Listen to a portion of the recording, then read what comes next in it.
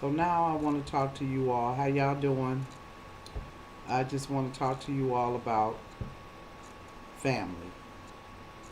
Um, Sometimes some of us we we give and we're there for our family. We love our family.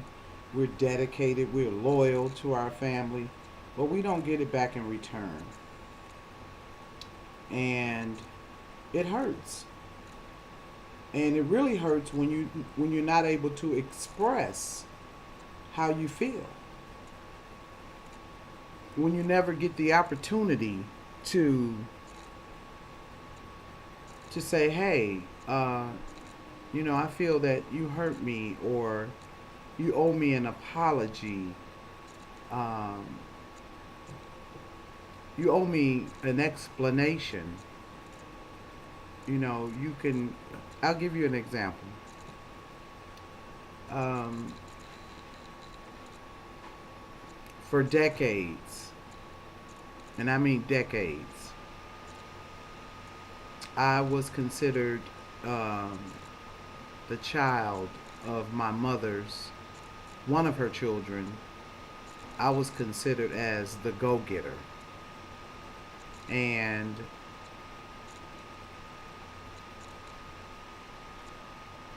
I got out there and I made it happen. Let me stop there because from my last post, I gave you a scripture and I had incorrectly given you the wrong verse. The verse was uh, verse 14. So it's Colossians. I'm sorry, not Colossians. I'm so sorry. It's um,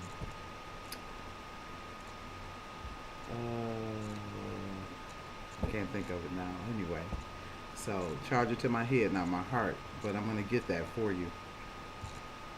But with uh, my fam, it was like I was the youngest of three on my mother's side, uh, and um, I was the go getter.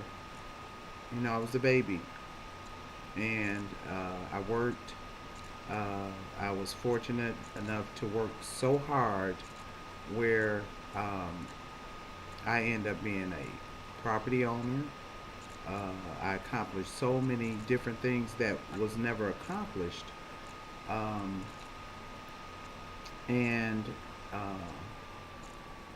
I had rental property. I had classic vehicles. I had everyday vehicles. Um, but getting back to family, how they hurt you and they think they make you feel sometimes you owe me something when you really don't. You owe yourself to succeed on your own. And along the way, if you see your family um, going through something and they need help, you you should always, at least I think, you should always reach back and pull them up, not look at them and shun them because you don't feel that they have what you have. But there were some instances, and I want to share this with you all. Um, my mother, I cared for my mother for 25 years, and she passed away and a few years back. And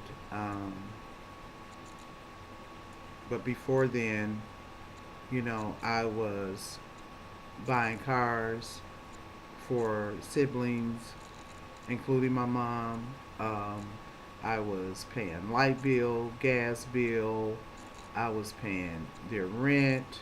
Uh, I was being used. I was being taken advantage of. I have a sister right now lives only about a mile away from me. Uh, we don't speak. Um, she refuses to talk to me because, in 2008, I lost $500,000 when the stock market crashed. but there was no one to come and bail me out. So I end up, going through homelessness, rejection. It was like I had the bubonic plague or something. Nobody wanted to deal with me. I was just in the world by myself. But until my brother, my oldest brother, he came and took me in a few days, and then he passed away. So I was out homeless again. But family, it is so important, for family to unite, to stick together, to be there for one another, not just because of monetary things or material things.